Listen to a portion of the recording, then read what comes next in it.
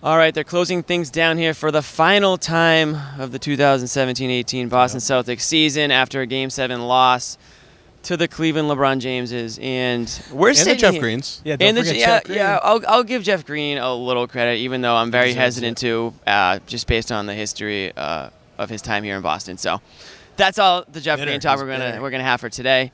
But guys, we're sitting here. You know, Gordon Hayward goes down Game 1. Kyrie Irving goes down. You know, just right before the home stretch, out for the remainder of the season. Right.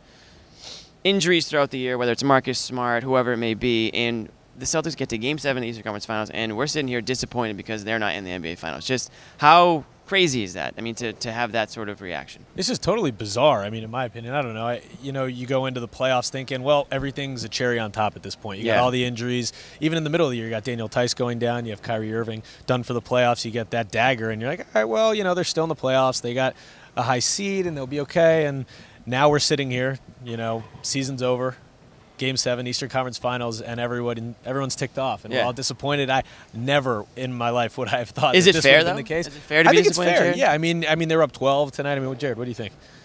I think you said everything. No, I was kidding. One of the big things about it is that they were in control at a certain point in this game, and then they got really close. They were down by 3. And their offense just completely sputtered out. Mm-hmm. And I think it's one of the issues that they were going to run into at some point in this playoffs, which is that they have this very egalitarian style to their offense, but they didn't have a core playmaker out there on the floor with obviously Kyrie and without Hayward, who's been that way the whole year. And then they can only play through Horford on the perimeter so much. Right. In this series, they were mainly playing through him in the post. And the way that Cleveland is swarming, just the amount of ball pressure there was at the end of the game. I mean, they've got a couple, I would call them open shots, but because they were rushed so much, they might show up as open in the box score, but they weren't really open because of how much they were rushed. So I think that's what really did them in at the end. And because of that, it's disappointing because they really had a chance to actually pull this off. Frankly, it's crazy to say it, but they should have fed Jason Tatum more really late in this game. They did feed him in the fourth quarter. They were trying to, especially when they got Cleveland in the bonus, they were trying to give Tatum the ball and have him just draw fouls. And that was working for a certain point. But then Cleveland tried to target him a little bit. They weren't really getting creative enough to get him the ball. And we've seen it over and over again late in the games that the Celtics' offensive execution kind of stagnated and guys started going ISO at the end of these games. Yeah, and I hate to ask this question because I hate when people ask me that, but it's one of those things. Does it feel like the Celtics lost the series, or does it feel like the Cavs won the series? I hate that you asked me I that question. can't stand those questions. I know, I do too, but I almost feel like the Celtics lost the series. Yeah, right now I'd have to agree with you. I mean, sitting here right after the final whistle, I think they did lose it. I mean, again, they were in control for a little bit, then they managed to get back in the game. They were down 3, and then their offense just went totally stagnant. So I think it's the way they lost this final game that kind of leaves the bad taste in your mouth. I don't know. I would say, I think the Celtics lost the series. And I think the reason why there's so much disappointment, it's not because you can't just go from Game 1 of the regular season and snap your fingers and say, okay, this is that team. Like you watch them play throughout the course of the year, and you may be determined that, okay, Tatum's obviously way better than we thought he would be at this point, and Rozier and so on and so forth. Yeah, well, the thing is, I don't think it's fair to say that they blew the series.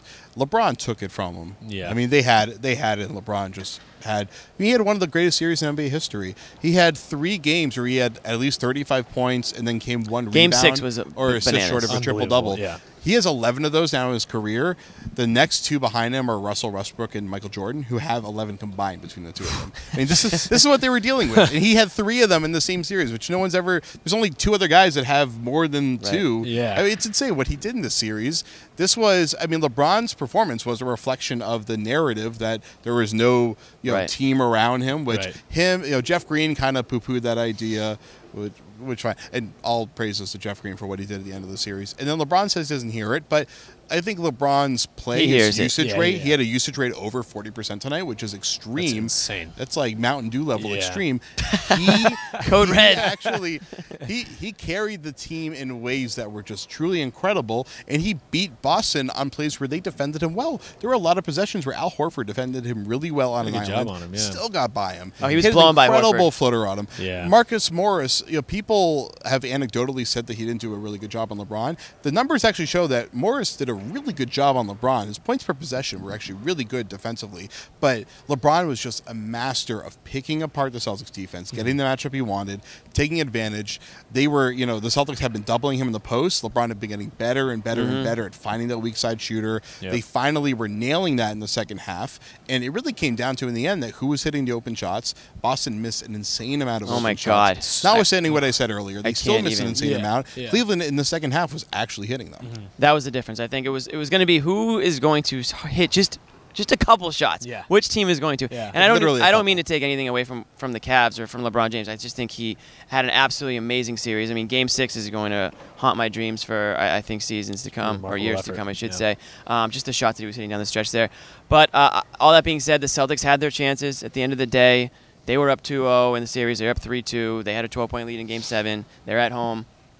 I think they could have closed it out, but LeBron James had the final say, as he's had many times, not in just this arena, but in many others around the NBA. So let us know what you guys think. Are you disappointed? Is it fair to be disappointed? Are you mad at the Celtics, or was it all just gravy, after Kyrie went down? So let us know in the comments, and we'll be back.